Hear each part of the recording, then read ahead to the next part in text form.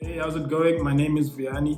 Have you been thinking about getting started with learning how to code, but you're just worried that your computer or your laptop is just way too old, too slow for you to do that? In this video, I'm going to be talking about how you can continue programming with a slow computer. Check it out. So, the first thing is that you need to be determined to make it work. Don't use your old weak laptop as an excuse for you to not program. So make sure that you're actually trying to find. So by watching this video, I'm guessing that you're already trying to find ways around the problem that you have. In whatever you do, I always like to eradicate excuses, because anyone who's ever achieved anything of substance has had to overcome the excuses that were against them. So I want us to go through a few ways that I think you can still learn and actually teach yourself some really cool coding principles, even though you have a computer that's very weak and very slow. You might actually find that you're at an advantage. Think about it like this.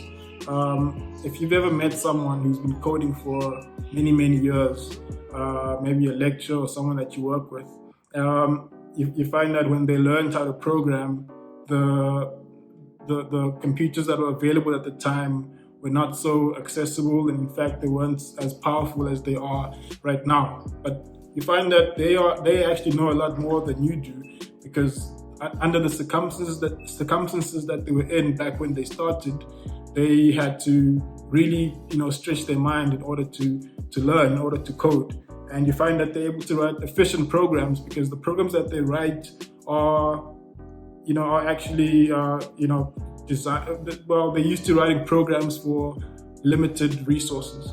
So you find that they're able to write efficient and fast programs because that's the kind of environment that they're used to. But before we get started on some of the things, I want us to look at what are things we can do to speed up our computer. And the big idea here is you want to remove everything that is wasting resources. Everything on your laptop or on your computer that's wasting memory or processing power. You want to get rid of it. And these are usually the programs. Every program that you're using is going to eat up the processor power on your computer. So you want to remove it if you're not using it. So what I normally do is I open a program called if you come over here, Task Manager. So Task Manager shows you which programs are running currently on your computer, and it shows you the background processes as well as the apps that you have open. And as you can see, these are the apps that I have open. I've got Google Chrome, which is the browser that I use. I've got OBS Studio, which is what I'm using to record this video, and I've got Task Manager, which is the app I'm showing you right now. And this shows you, it even shows you how much CPU power they're using, how much memory, how much disk these are using. You can also look at performance here, and this will show you how your CPU is performing, how your memory and your disk is performing. So this gives you an idea of what exactly is happening. Where are the resources being wasted? And you can actually close a program right here. You can actually click if you wanted to close something, and you can say end task, and it will delete that program.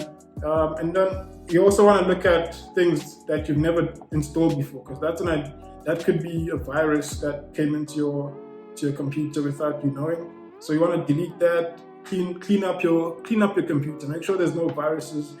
So run an antivirus scan if you can, to make sure that you don't have any dodgy software that's running that's purposefully eating up your resources.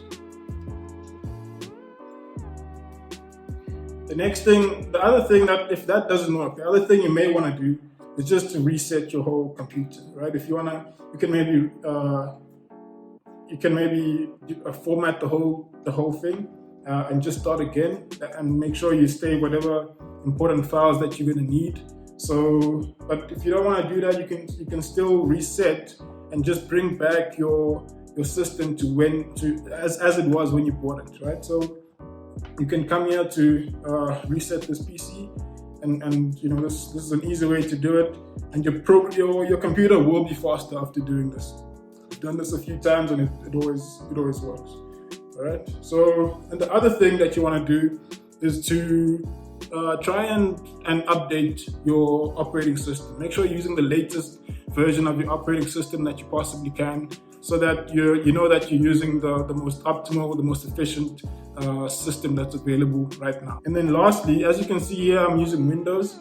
If you feel that it's still too slow for you, try Linux. I've used Linux quite a lot, and I've found it to be a lot more efficient than Windows. So try that out, and that could also help you with your programming, because just knowing a new operating system is good. It expands your skill set if you're able to operate a Linux, the Linux operating system. Okay, so let's get started. So now you've got your computer. It's still slow because it's not like you got a new one or something, but you did try and remove unnecessary things. So now you want to get started. You want to learn how to program. Your computer's still slow. What do you do? So the first thing that I advise you do is to pick carefully the environment or what you actually want to program. All right, because you can develop all kinds of things, and you can get started in learning all kinds of things. You can learn how to develop games or mobile apps, web applications, whatever it is that you want to develop. And I think it's important to just think wisely about what you want to develop, because certain things will require a computer with a lot more power than others. For example, making websites, a normal static website is not such a heavy thing for the computer to do as compared to writing a game, right? Because a game has a lot of intense graphics that it uses, and those things may require a powerful computer in order to do them properly.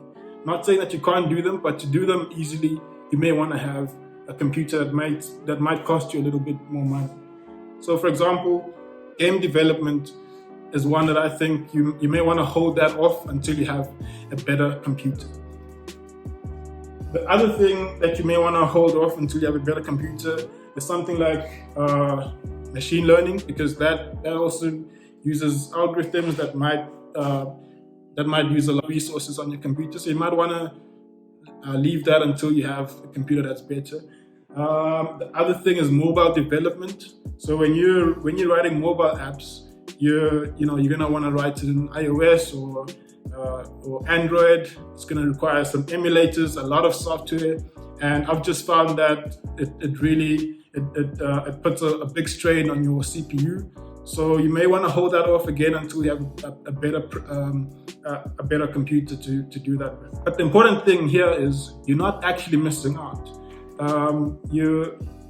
When you start learning, you don't want to start off by learning mobile development or by learning how to make games. You want to focus on learning the principles, right? You want to focus on learning the basics that you need to know in order to write good programs in general, whatever those programs will be. So in order to learn those principles, you don't really need a strong computer, because you just need to write the programs that do basic things. So you just want to know how to write if statements, for loops, and classes. Once you're strong in those principles, then you'll be able to write great games and mobile apps when you are able to, and you have the computer that can allow you to do that.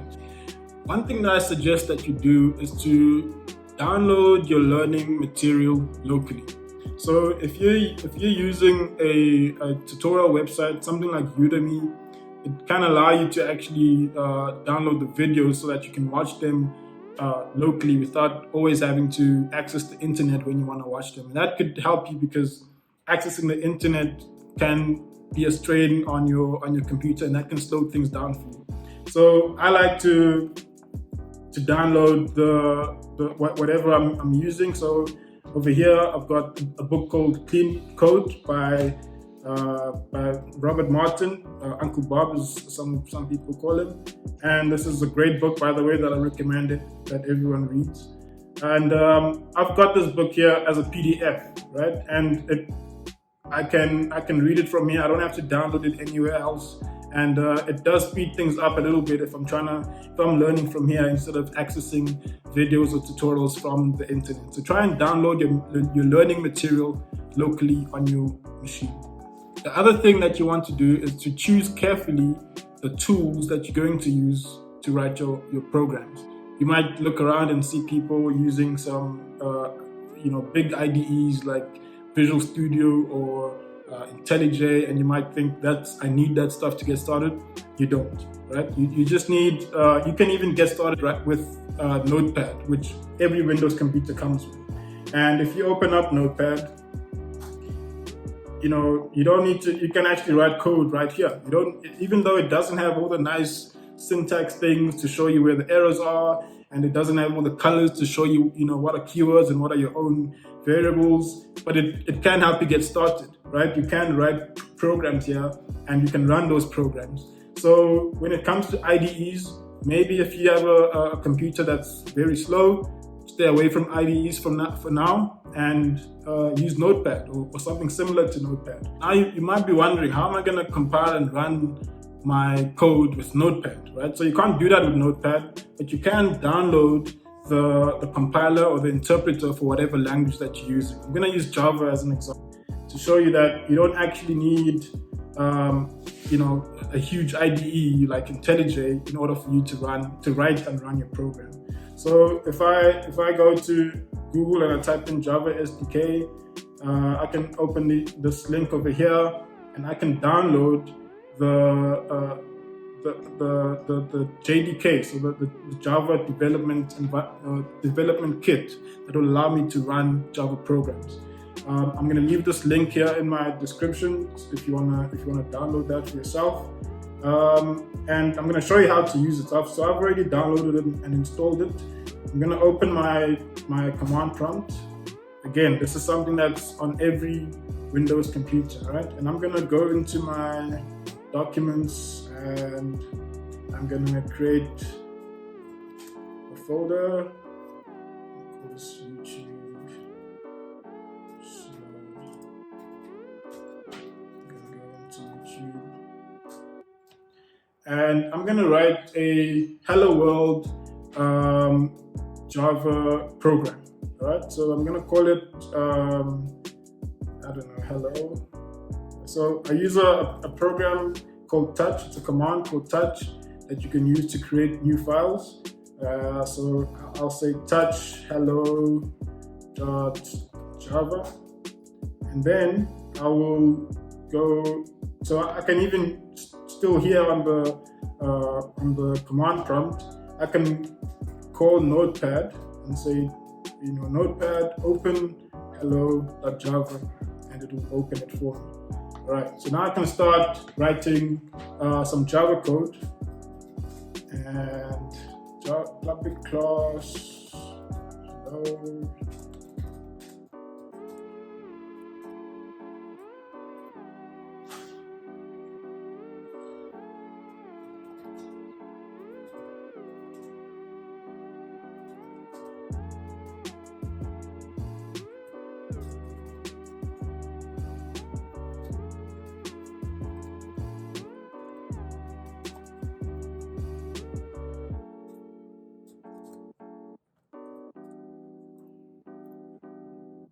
So it's a little bit tricky without all the things that, how some of the IDEs can actually help you write your code. They can actually give you suggestions. As you start typing something, it might finish it off for you. But this might be better because you're actually teaching yourself these things. You're learning the syntax for yourself, and it forces you to actually know what you're typing instead of just relying on the IDE to do it for you. So I'm gonna just put here hello world. So system.out print line.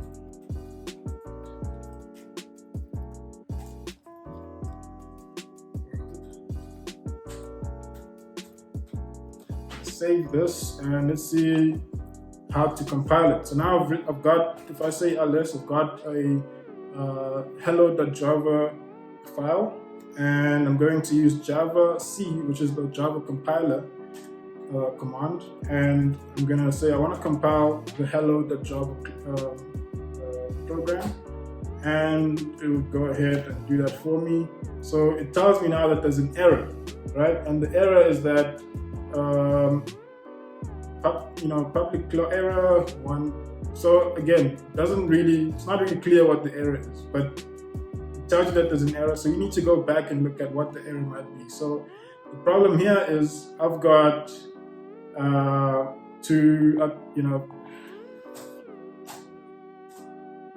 problem here is I wasn't really sure what the name of my file is. What the name of my class is. I gave it 2 classes, but I'm gonna call it hello. And now this should work. Let's see.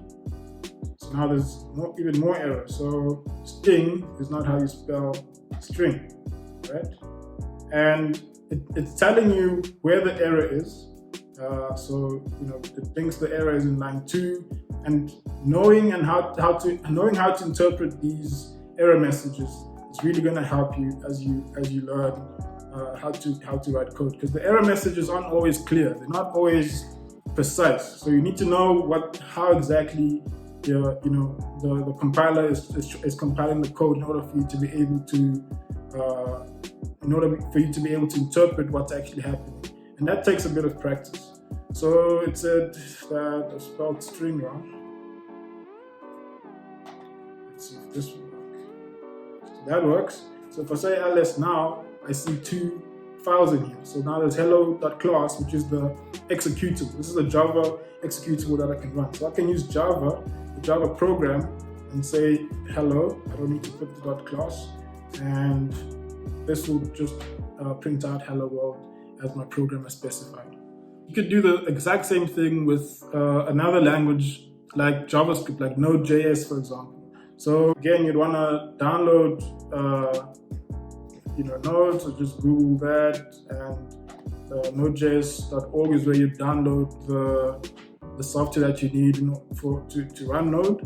And I've already got it running. If I come here and I say touch javascript.js, and I can just say tell Notepad to open the file, and I can do a console.log.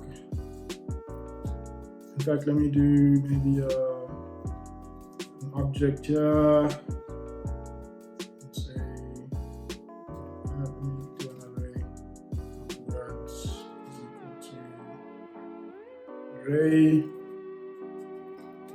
Put hello.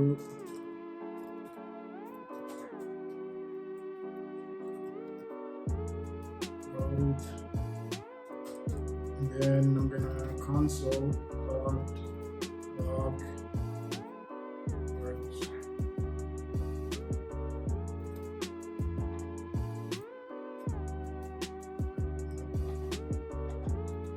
And then in order to run this, I'd say I'd call the node program, and I'd say run the javascript.js file, and it outputs hello world array as I specified in the program.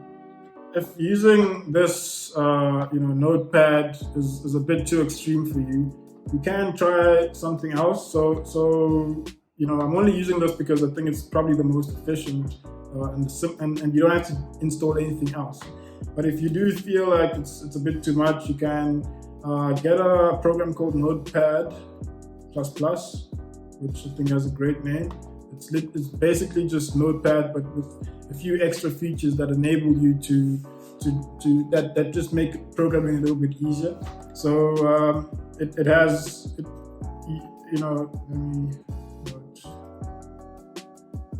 me open it to show you, and as you can see, it's very simple, similar to Notepad, but it has a bit more functionality than Notepad. You can actually choose which language you want to write in, and it will give you the syntax, the correct syntax for that language. And you can run programs from here. It is still very efficient. It's not like getting a whole IDE that's going to take up a lot of processing power. I would suggest if your computer can handle it, get something like Visual Studio Code. I use that. It has a lot of plugins. It's one of the best in my opinion, in terms of text editors. So if your computer can handle it, get that. It's not really that inefficient, so you can use it still. But if you really have a slow computer, you might want to stick with Notepad or Notepad++. The other thing that you're gonna need to do when you've got the limitation of a very slow computer is to be careful about the language that you choose to learn. A language like C#, for example, will require you to download software like like an IDE like Visual Studio, and that comes with a lot of dependencies that you need to download, and it takes a long time just to download it. And running it, in my experience, has never been the easiest thing if you're using a very slow computer. It works well if you've got a very powerful computer with a powerful CPU, but in most cases with a slow computer, it can be quite slow. So maybe you'd want to use something like what we've shown here, JavaScript or Java, something that you can run without downloading a big IDE, which is going to use up a lot of resources. So, which language do I think you should use? I think JavaScript, HTML, CSS, those are good things to get started with, especially if you're going into web development. They don't even need a browser. They don't even need anything but a browser. All you need is to have a browser. So I've got here Google Chrome, and I can say inspect, I come to console, and this is all I need to write and run my JavaScript programs. So I can test out some things that I've learned, and I can see it does all of that here. I can write programs again with Notepad or Notepad++, and I can run them on my browser without installing anything else, just the browser that came with the computer. Maybe not Edge or Internet Explorer. Maybe you'd want to download at least Chrome, and then you want to use that to write your programs. That's all I have for you today. If you have any questions or you have any more tips on how to write programs with a slow computer, make sure you drop them down below. If you have any questions, I'll be answering them. And thanks for watching. Please subscribe to the channel. I'll be putting up more videos for you to learn from.